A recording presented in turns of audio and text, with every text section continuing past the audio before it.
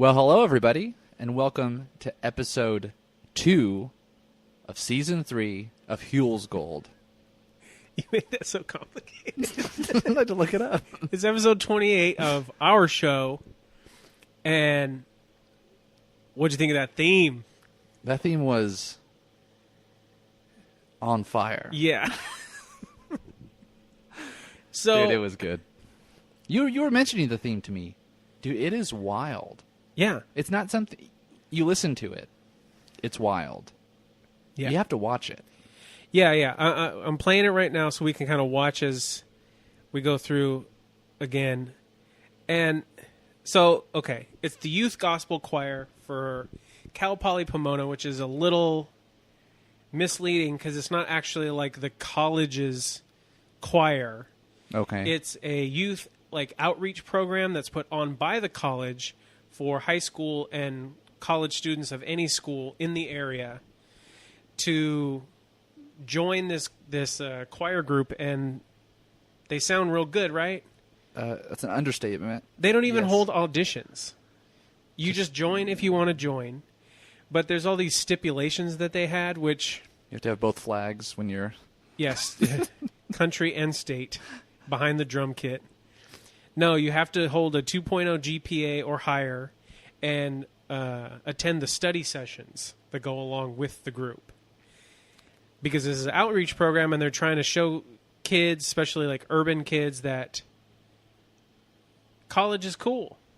Come to college. But I had no idea. I don't think this choir exists anymore. No? Why do you say that? Because I can't really find anything on the Cal Poly Pomona site about it specifically, and they had a reunion in 2014. So usually reunions are things that happen for things that are gone. So You've been in bands and have yeah. done that? Well, yeah. But I thought it was amazing that they don't hold auditions. Like, you don't have to necessarily be some killer singer, but they all are. It's true. But do you think there's some sort of selection bias going on? You're not going to go into this choir after watching them shred this song and think you can just be a bad singer, right? Yeah. Like, I wouldn't think that I would be good enough. I don't sing well. Oh, so. absolutely not. No, No, no, thanks. not you, me. Both of us myself. are not. We don't got the pipes. Yeah. But as you said, you got to see it. Dude, it is good. Because it's just a group of kids standing in kind of choiry clothes with their white shirts and black pants. But the drummer is just slamming the skins. And it's kind of low in the mix, but there's that keyboard player. Do you see him there? He's wearing the pink shirt for some reason. Yep. I don't know. He's the flare guy. And then... Is that a conductor or a hype man? Both, I guess. But I like that the sax player is just sitting waiting for his cue. Mm-hmm. But then he gets overshadowed by a big old horse walking in front right when he starts his sax solo. Oh, well. Yeah, well. So, horses.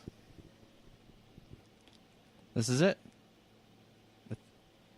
You know? Well, not just horses, historic horses. Historic horses, which, we said last week that neither of us are like super horsey guys. But one thing I do enjoy is Triple H. Huell Howser on horses. Not Hunter Hearst Helmsley. No. But Huell does find some pretty cool horse-related things. This first one is kind of cool. The second one's pretty cool, too. Well, it makes it difficult for us to give commentary on this one because it's really just informational. Yeah, you'll see. Segment. But it is there's a little bit, though. Yeah. It's an interesting thing, and it's amazing also that it still goes on. And why don't you just hear Huell tell you what we're talking about? So Huell hit it. It was something to see. The world-famous Kellogg Ranch, established back in 1925 by the late W.K. Kellogg of Battle Creek, Michigan. You know, the one who had all the breakfast cereals. Well, Mr. Kellogg, back in the 20s, built a California home and ranch on 813 acres of land on the western edge of Pomona, about 30 miles east of L.A. And it was here he carried out a lifelong dream, a dream to own and develop the purebred Arabian horse. He bought some of the finest Arabians in the world and brought them here to his ranch. And to show them off, he built a beautiful Spanish-style stable around a courtyard. The Kellogg Arabians soon became one of the largest collections of Arabian horses in America, and the Kellogg Ranch became one of the true beauty spots and attractions of Southern California.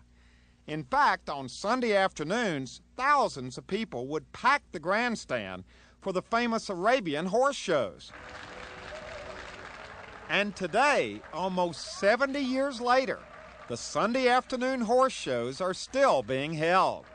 You see, back in 1949, the W.K. Kellogg Foundation gave the entire 800-acre ranch and the Arabian horses to the California State University system.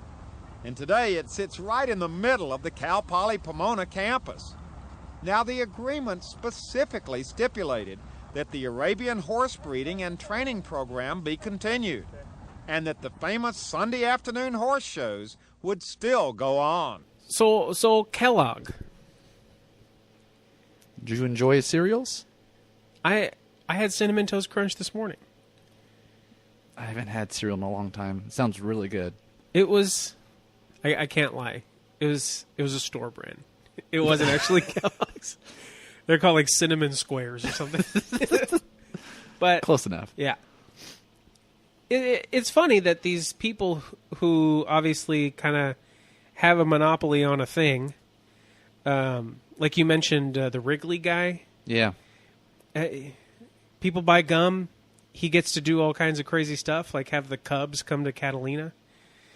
And then Kellogg creates a world-renowned horse show and stable, and which I was looking up just a little bit about Kellogg, this Kellogg Ranch, and he was inspired by the Wrigley Ranch on Catalina Island. I knew there was a connection. You mentioned that last week. I didn't know what it was. Well, I wasn't sure. Yeah, exactly. I knew that. To me, there had to be a connection because they both had purebred Arabian horses. Mm-hmm.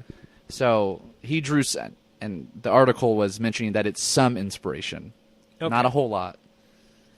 Yeah. But Kellogg Ranch, this started in, 1925? Mm-hmm. And the Wrigley Ranch was in the... Wait, sorry. I did this backwards. No. Oh, wait, no, that's right. You're right. Yeah, Wrigley Ranch started in the 1930s, so... Okay. There you go. Well, as you heard, we're at the Cal Poly Pomona campus, which it wasn't the campus originally. Kellogg had this ranch out in the middle of nowhere and then kind of gifted it to the school under the auspices that they would continue the Sunday shows and the horse kind of horse study, you think? Or just horse development program. Sure, there you go. And I guess it's cool. It's weird that it's in Pomona. Yeah. But there is that part, though, off the 71, to the west. It's sort of, I really don't know what it is. It's probably this. Well, yeah, it's that, because Cal Poly's right there, but it does have that feel, so I can kind of see it, but yeah, it's weird that it's just shlamied right there. Mm-hmm. And you heard in the clip, Huell talk about the Sunday horse shows, which is a little misleading, like it happens every Sunday, which totally doesn't. It hasn't for a long time. It's on a Sunday once a month. But it still does happen. We missed the last one of the year, or of the season. Does it look like it corresponds to the semester? Yes, because the last one is in May, and then it starts again up in November. Okay. And it's once a month, $4 admission for adults, $3 for seniors and kids. And like I said, once a month. So call it the monthly horse shows. Yeah. It also on the site, it talks a lot about the weather. If the weather's messed up, if it rains even the week prior, they won't do it. I guess they're not mudders. But Huell kind of gets right into the swing of the horses. Well, wait, before we get to that. What do you got? Huell's talking about the ag program. Were you in FFA? Oh, are you just asking me, so I'll ask you? No. Okay, so, no, I was not an FFA. Were you? Well, why weren't you? Was it offered? Were you into school? At Bakersfield High School? Yeah. Yes. Did I do it? You're just too cool? No. Didn't want a little blue jacket? Those, like, are they suede? You would know, because... well, no, I wouldn't know, because I refused to have an animal. Not out of Is that how you get the jacket? You were in FFA. Let's get that out. Okay, I was there for 3 years as an elective, yeah. So 3 of the 4 years you're in this thing. Yeah, and I did not have an animal for any of them. That's why they wouldn't let me enroll in the 4th year. Well, then what did you do? I sat in class. And I Story of your life, I did huh? ag work. Yes. What does ag work mean? Just worksheets. We saw, went to a slaughterhouse. We saw animals. And that's why you're vegetarian processed. now? Yes, so vegetarian. But no. Okay. I'm just surprised. I mean, well, not surprised, but it's usually, so talking to Kathleen, my wife, to everyone else, it's not a thing. And It's not in other big places? other places. Like, an average person can't tell you what 4-H means. Heart, hands, health, help? Oh, whoa. You threw me off. Is that it? I Did I think do it's them out head, of order? hand, Hand. heart, health. You got health, though. That's the hardest one. I knew it was like just 4 virtues of sorts. But I'm not surprised that it doesn't really go over that big in other places that aren't really ag heavy. True, but I wonder if anyone is from this area, if it's or is it just Cal Poly that has the ag program? I'm sure like in the outlying areas, like maybe more southern California, where there's still agriculture existing. But it's pretty prevalent here, to say the least. Right. Well, we need to get into this show. Let's just jump right in. Okay, so we're in it. We're with Norm. Norm Dunn. He's the director of the Arabian Horse Center, Cal Poly Pomona, which Norm is not of that position anymore. No. I don't know. Do you know who is? Yeah, it's Gene Brooks. Well, Big Gene? Yeah. He made it to the top. Mm-hmm. No, Good job, Gene. Gene, female spelling. Oh, cool. Yeah. She made it to the top. Big Gene. Not Gene. It's Gean. Jeanne. Even different. More different. Okay. Besides the point. Yeah. So, Norm really doesn't expound too far and wide about why this Arabian Horse Center is so important. It's pretty run-of-the-mill stuff. But he's the director. He doesn't have to sell it. He doesn't have to explain anything to anybody. No. But as he's talking, they cut to a shot of some girls walking down a hallway with a pretty interesting shirt. Can you tell what shirt that girl in the pink... That's a gecko shirt, dude. Gecko Hawaii? Gecko Hawaii. Yep. Those were such a hot commodity. Oh, yeah. We would go into, was it Mervin's? Mervin's. We've had this discussion before. Because I would get the gecko shirts. Yeah. My brother had to get the husky pants. Yeah. Oh, yeah. That's all I remember. Oh, man. She comes back later, but she's just a quick little run by. And then it's a lot of shots of horses, which, makes sense. Horses getting brushed. Horses getting hosed down. Yeah. Scrubbed. I had to give Louie the dog a bath the other day. Yeah. It was such a pain. He hates water. He's like always. You've seen how fast he is. Mm-hmm. He's always almost getting away from me. I can't imagine giving a horse a bath. Oh, they looks pretty calm. Well, they had him in that little, like, you can't move little stable thing that had. You got to get one of those for Louie. Louie, get in here. He heard me say bath. He ran away. Anyway, the next shot is just a horse walking around in a circle. Well, this is by far the most active interview that I've seen. Yeah. And we don't get this lady's name. She's got a really interesting color of pants, that green color, because it's not really like... It's not an earthen tone so much. No. And then she's gone. Like, we don't know. And Huell's interviewing the friend of the Gecko Hawaii girl. And the point that she made that really stuck out to me is that she doesn't have to pay for this. Now, I'm assuming she's a student, wouldn't you think? Yeah. Do you think there were students going to Cal Poly Pomona specifically for this horse thing? Like, these true horse freaks were, like, going there? Yeah. Probably, right? Well, you've met horse people. Yeah. They're an extremely dedicated group. Yeah. She's just the first of numerous horse freaks, male and female. Well, so I'm curious. I guess it's something I can look up.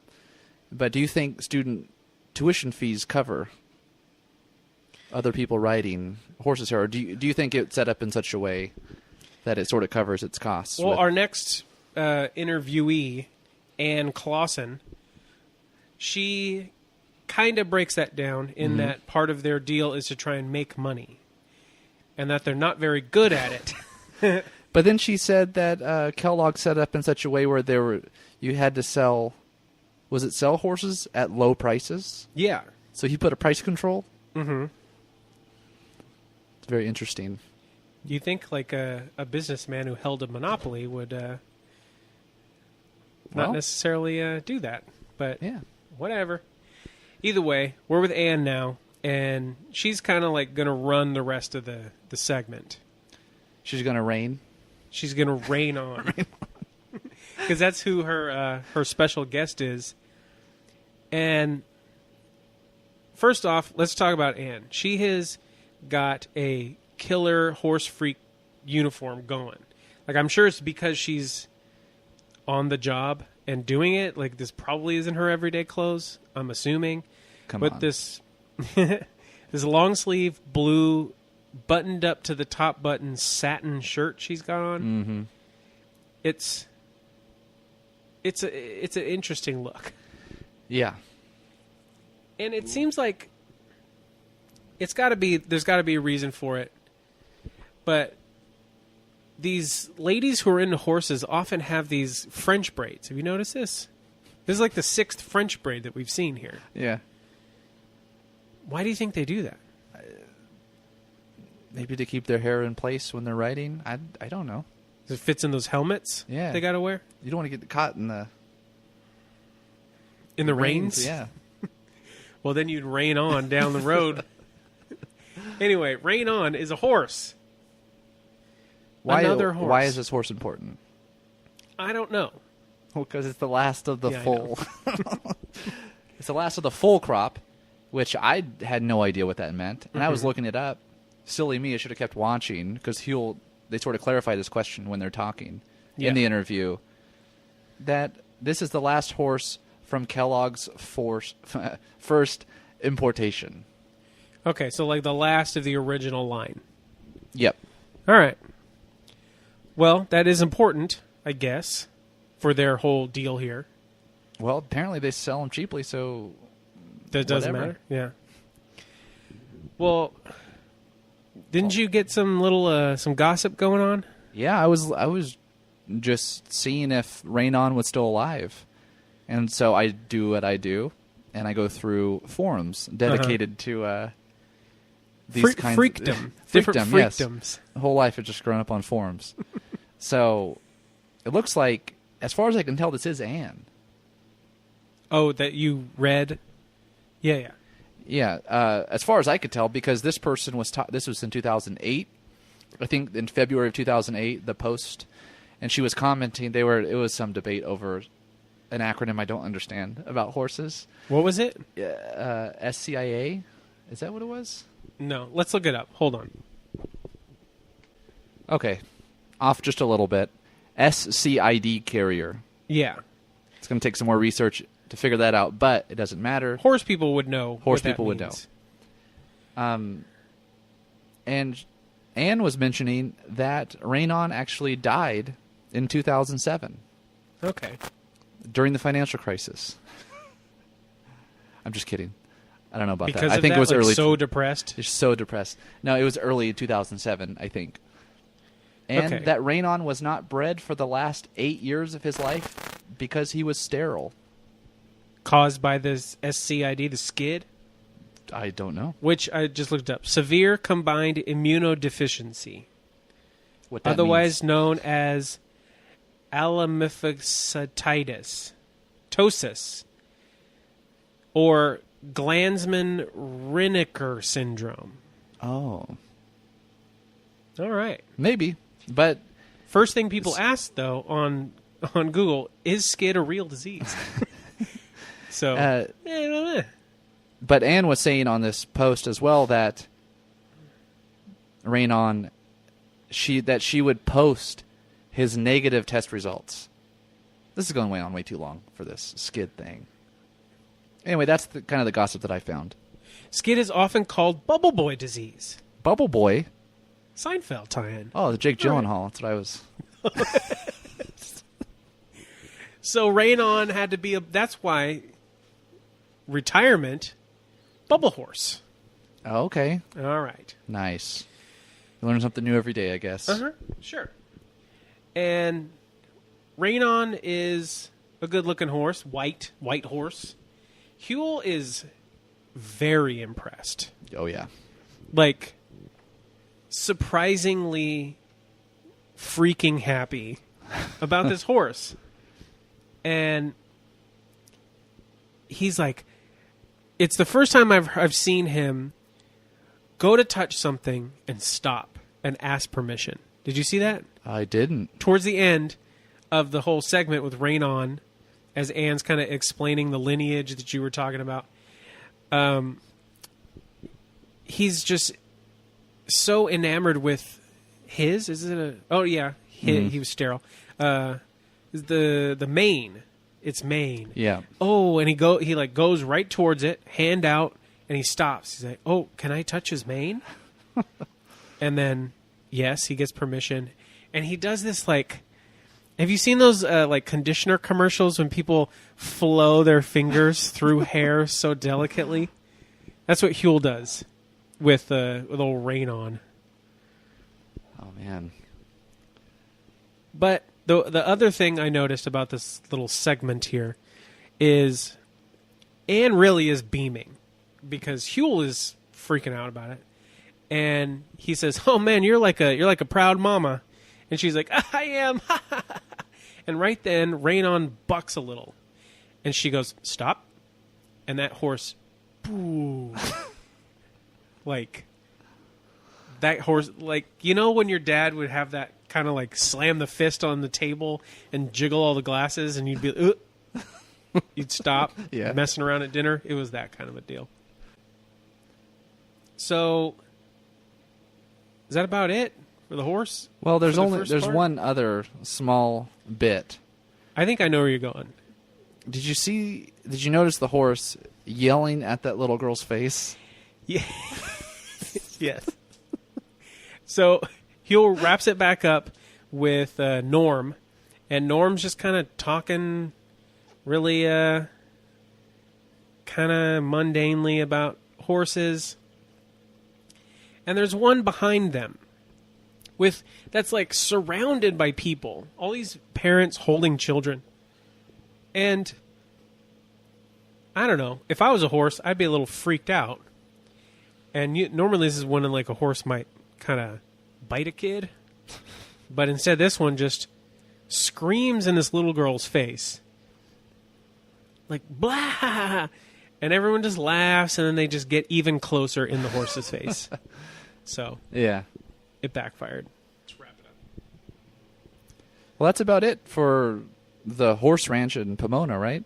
Yeah, it's a pretty no-nonsense segment. Where are we going next? We're going up north. Huell, tell us where we're going. Yeah.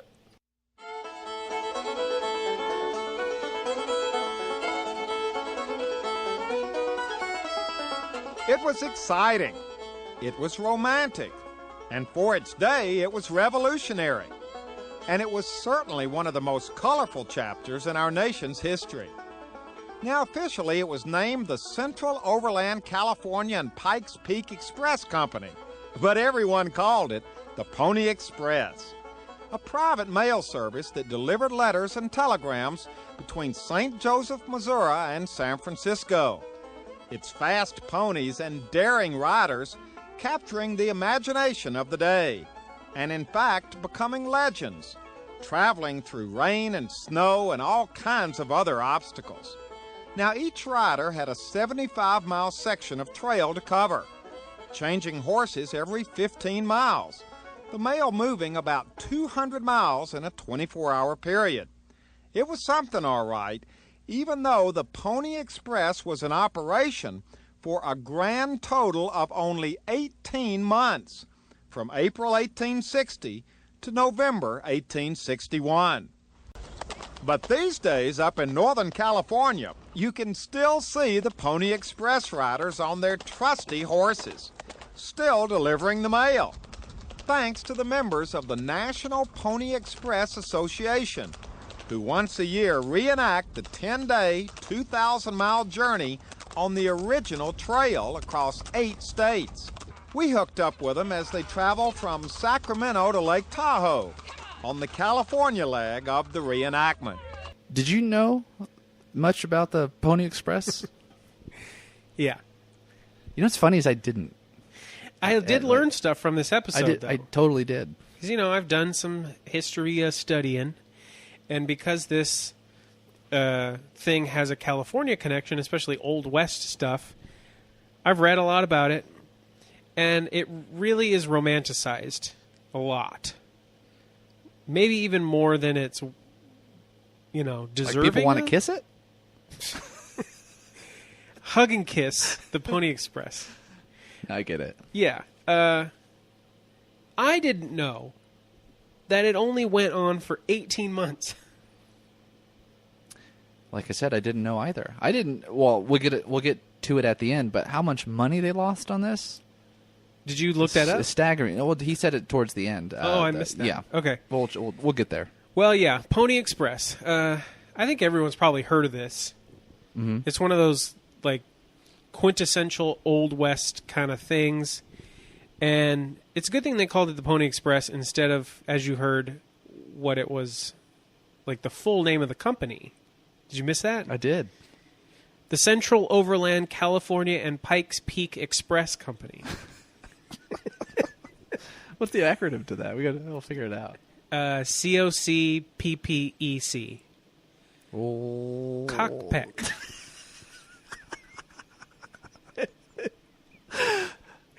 Oh, man. Pony Express it is. Let's go with Pony Express. Yeah.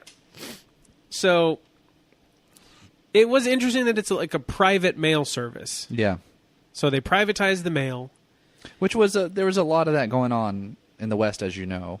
Yeah, because the government didn't have a big presence out here yet. Right. Because, as you know, I'm interested in the unregulated banking that went on in the West. Yeah. So, this was something else that was interesting. You've told me a lot about, and it's cool, and this seems like it was probably a part of that system. I mean, it was mail. It wasn't like the Wells Fargo stagecoaches where they were transferring money. Yeah, and it's sort of how, Similar. I wouldn't say desperate, but just, ingenuity. Well, because Lysander Spooner, he was a...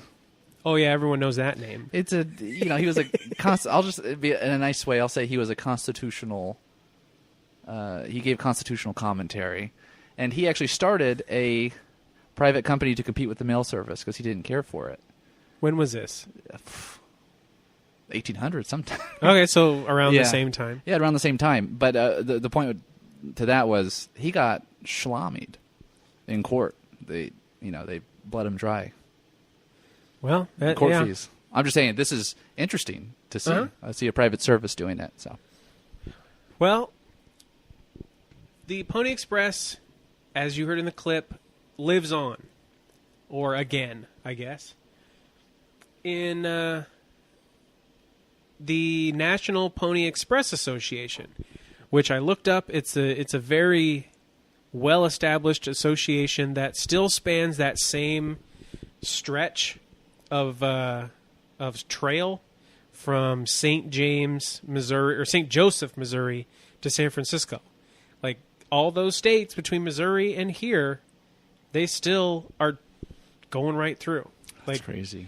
In fact, what you're seeing in this episode, and Huell said the California leg of the rerunning, still happens. In fact, it just happened like 3 weeks ago, between January 20th and January 30th, heading east from Sacramento to St. Joseph. It's crazy. Like, so that actually went between. You said Sacramento and. That's where they started it this year. Okay, yeah. Okay. So this rerunning of it, where, and they actually do deliver mail. Like, you can send a letter through it. On the site, you can, like, all throughout the whole year, you get ready and you have your letter and say you want to send it to someone in Beulah, Montana or something. If that's along the route, they deliver it. That's cool. Yeah. So this seems like a pretty important thing for the area in which Huell is, which he doesn't say it, but I think he's in the Folsom area, because they start off at the Folsom History Museum. And did you see the ladies that were dressed up in the period clothes? So we encounter a lot of these ladies, not these specific ones, but similar demographic of people with this show, because we're interested in history, because we're part of our historical society, Kern County Historical Society. And it seems to be a constant thing. This first lady in the blue dress says that they're always trying to get the younger people to know about the history, to get involved with it and everything. I don't think, like, nothing has worked so far. There's not been this, like, overwhelming surge of people, young people flocking to the historical societies. Right. And this is, it's a weird thing, because there's obviously a gap, like a bridge that needs to be built. Yeah. I mean, not saying we know how to do it. Like, no, not at all. We think about it a lot, but because there are many of our friends and many people that we know that are I would say 35, I'll say sub 40, to even have a bigger group, that are really interested in this stuff. Yeah. But don't. And they're always surprised. At least we'll talk locally, because we know about this more. People, my friends who are in that age group, they're always so surprised that these sort of, like, history walks or the lectures or the different events that happen in our area are happening. They're like, what? When this is happening? That's so cool. This should happen all the time. Well, it does. Yeah, it does. But, you're just having to be on an email list to find out about it. So there's, like, that kind of a gap going on. And back in 92, that happens here, and it seems like a lot of word of mouth was happening. And Huell starts. This is as horse driven as this scene is, or this segment is.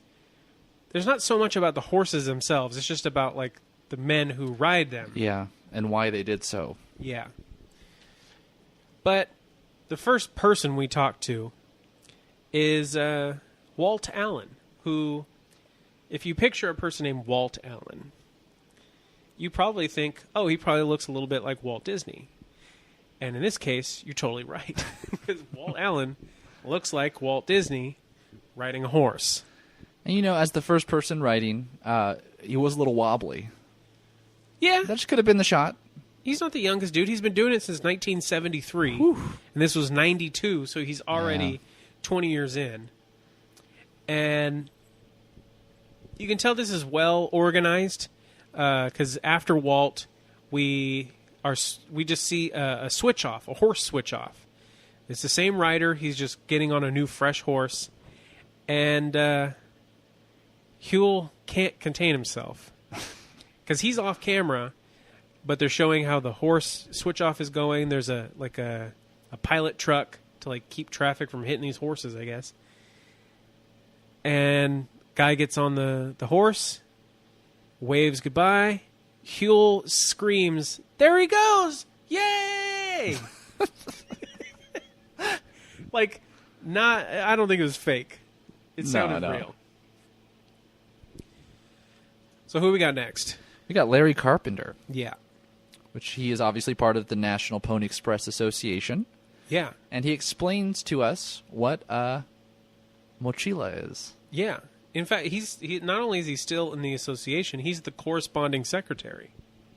So he's the big man on campus. One of. Okay, and then he explains to us that the entire thing is the mochila, right? Yeah. I'm obviously saying this very white. Well, it's funny because he calls it a mochila, but then later on we hear Chips Franklin, which is such a fun name to say, call it a mochilla, which would lend one to believe that it's a double L. True. And if you took Spanish class in high school for 3 years like I did, and then still not have a Spanish credit for college because you didn't know you had to get a C, whoops, I sucked in high school. Have to take Spanish in college too, you know that mochila is the word for backpack. It's kind of like a day one sort of a learning thing. Okay. See, I only learned saca un lápiz en la escuela. What?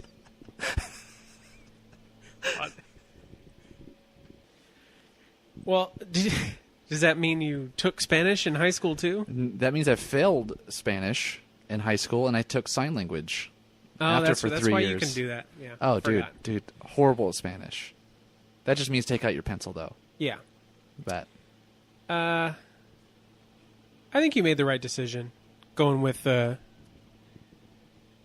sign language. Just helped you out. I've seen you sign with people. Yeah, it's and cool. It seems so much more surprising to those who speak it. Do you say that? Do you say I'd say it. Yeah. Okay, because it's such a more rare thing to have. That's always funny on job applications when they ask if you read or write a different language. Yeah. Yeah, I read sign language. Oh, do you write it? Yeah. Well, so we hear about this mochila. Yeah. And then he refers to the little bags on the side that actually hold the letters as cantinas. Yeah. Not like the local restaurant, La Mina Cantina. No. But cantinas. Like a container. Okay. Either way. They carry them out. Yeah. Well, can we talk about the design, though? What do you think about the design? I think it's genius. Me too. Look at that. Clean, my notes. Clever. Clever design. Not clean writing, because I can't even read your handwriting. Come on, dude. I'm taking notes. But yeah, it is a pretty ingenious thing. It's funny. What did he say? It weighed 13 pounds with mail? Don't know. Yeah, that's what it said. That's what he said? Yeah. That's not a lot of mail. No, and you were mentioning you can write letters. They have to be packed 4 days in to opening. I don't know. You know what I mean? I didn't go that far into the research, but it would be fun to like send a letter on the Pony Express. You'll have to look it up because it seems like they'd be packed starting, and you lose a few. Then you gain, lose and gain. Yeah. Okay. Who knows? But I know that it might have got a little overpacked because the next guy we see is Tim Klossner, and his mochila is duct taped to the gills. So 20th century style mochila with the duct taping cantinas. I think he has a duct tape wallet. Did you see that? Did he? I'm just kidding. Okay. Did you notice at about 1825 you see a guy holding a giant Gatorade bottle? I did. Who has to duck out of the camera? Oh, yeah.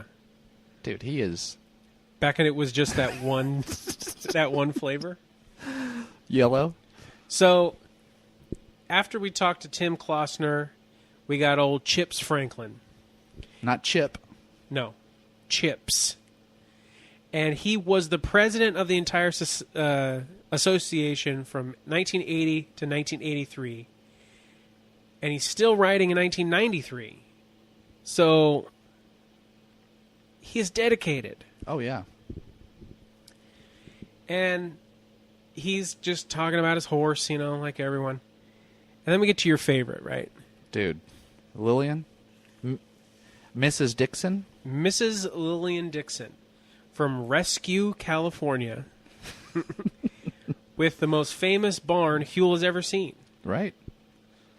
It's the only structure, right? Mm-hmm. That's still standing that served the original route for the Pony Express. Now, the barn, I could care less about. Yeah. This lady is so funny. Apparently, she's super historic. Yeah. Right off the bat, first words, I have lived a very rugged life. And she's so proud of the fact that she's 85 and that this is her land and that she associated with the Indians. Yeah. I said, what? What does that mean? I just remember her saying, my home, my land, we associated with the Indians. It's like, oh. And but in between, or in the middle of Lillian talking, did you notice this excellent shot that Louis got? Yeah, this in the car shot that he got. Yeah. Mm-hmm. It's pretty good. Louis, smooth, too. Yeah, he's really coming into his own in these kind of later episodes. Right. Well, we can get past Mrs. Dixon. Let's get to your favorite. Yeah. You mean old Davy Weiser? Old Davy Weiser. So, okay. Davy looks like there used to be this computer game that I would play to waste time at work. That it was like a gold mining game where it's just like this swinging fork, and then you hit the space bar and it would catch gold. I don't remember what it's called. I can't find it anymore. Otherwise, I'd still be playing it.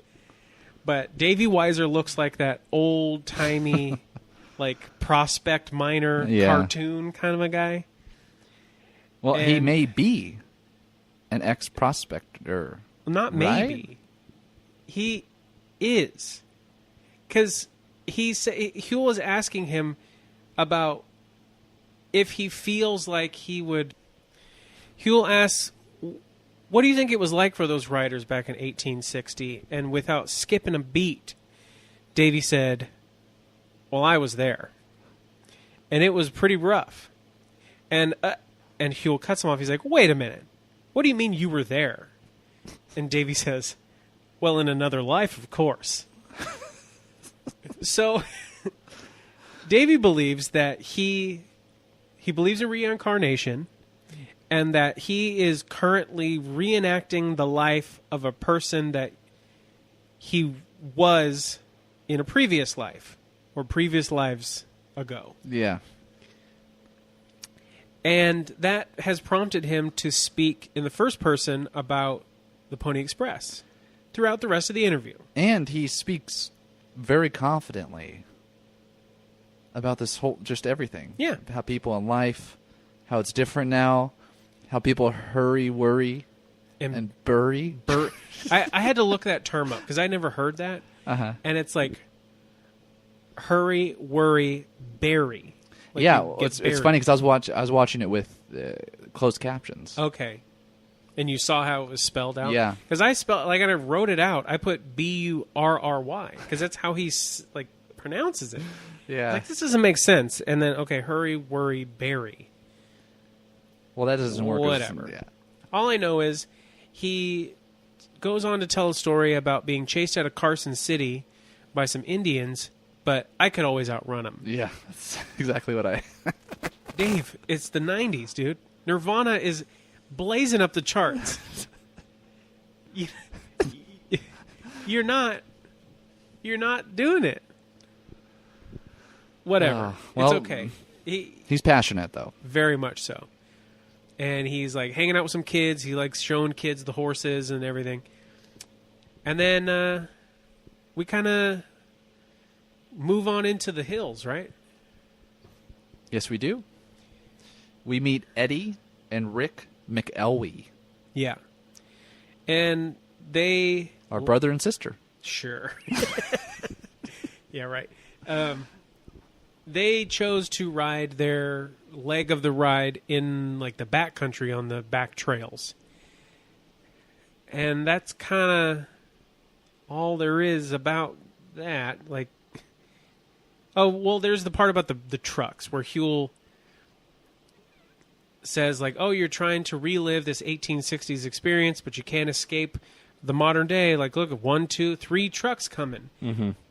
And then Huell decides, like, oh, I'm going to be a good guy. Come on by. And he's like, waving the trucks forward. But there's these horses in the middle of the road. And old Ricky has to pull his horse out of the way. But because Huell's like, oh, come on down. And he's like, oh, okay. So this last guy, he's my second favorite dude. Because he reminds me of, remember the guy in episode 2 from San Luis Obispo who talked about the mysterious painted rock? Yes. When we were in... the photographer? Yeah. No. Oh, you're talking about the second episode? Yeah, when we first talked about the painted rock. Okay. I can't remember his name, but he had a interesting, like, history lecture guy kind of way of speaking. Mm-hmm. And so does this guy. We don't get his name, but he's... Was this the guy that I thought was the world's smartest man? In that second episode? Yes. Okay. Yeah. Okay, yeah, I can see it. Anyway, he's talking about when the ladies were standing on the Carey House in Placerville. And that caught my eye. I was like, wait a minute. Placerville? Carey House? I looked it up. And as you know, I'm going on a California road trip in a week and a half. I'm staying at the Carey House. Are you? I am. That's awesome. Did Huell when he did the Placerville road trip. Okay. Which is why I'm staying there, obviously. But I'll have to... Maybe I'll make Erin recreate that whole thing, waving to the Pony Express riders. She'll be down with that. She's usually down with stuff like that. Maybe you can get a scooter and she can wave at you. There you go. As you ride by. Yeah. But you were talking about the money part. Yeah. Well, the person he was interviewing mentioned that the people rode, the wage was $25. Give him a name. Let's give him... I don't like not having a name. I forgot his name. What was his name? They never say his name. They never say it. So No. this is... I call him... How I refer to him in my notes is the most intense interviewee. Yeah. He speaks very clearly and loudly. So, but he mentions that... Enunciation Eddie. Yes. Okay. Opposite of me. So he mentions that the Pony Express, as you are already said, lasted for 18 months. And he mentioned that it was a loss of $200,000. Like over which those is like months? A lot of money in that time. Yeah. And they didn't get the postal contract. Who did? Well, I'm not sure, but ultimately that failed. And he was just trying to figure out or trying to articulate why this thing is romanticized when it only lasted 18 months. And he mentioned that it's the adventure, such and such. So, yeah, and I think the fact that they have that little uniform, the red shirt with the yellow bandana, yeah, it kind of adds to it. Like, a kid could easily be that for Halloween, and you kind of know what he is. We could be that for Halloween. Again? JK. Well, that's about it. That is it. Not about it. That is it. And the outro is just Huell on a horse. Nothing. Yeah, and they played kind of a bluegrassy song at the end, which I want to hear that theme again. Yeah. That's what we're going to play. Anyway, where are we going next week? You know where we're going. I do know. We are going to the islands. Island living. And we're, well, not the only islands, but the most significant or well-known islands. We better be careful, though. Might turn into Island Niles. Oh, man. Yeah, Catalina, to start off. San Nicolas. To end. One of the most well-known and one of the least-known islands. It sounds like it might be a little mundane. Islands, channel. I think they're the Channel Islands, right? Yep. Okay. Huell finds gold. But what if you could race to one of them? Race? Like on a boat. Or being dragged by a boat? Being dragged by a boat, yeah. All right. We'll have to see. So, but there's something we should mention, right? What? Speaking of races, before this next episode will air, yes, there'll be something important. That's right, to the race itself. Yeah. So we're kind of hinting at it. I guess we've got to just say what it is. It's a race, a water ski race. What's it called? It's the Catalina Ski Race, and it's sponsored by the Long Beach Boat and Ski Club. Yeah. So this race that you'll be hearing us talk about next week still goes on, and in fact, it's going to be going on the day before you hear us talk about it, July 21st. So if you're in the Long Beach area or the Catalina area, I say go check this thing out because these fools are flying. I think we hear 90 miles an hour is the top speed. On a water ski? Yeah.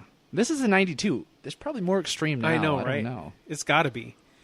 Either way, if you're in the area, go check it out, or you can look up the CatalinaSkiRace.net, I think it was, and go to it. Tell us what you think. Either way, come back next week and every week as we continue our search for Huell's Gold.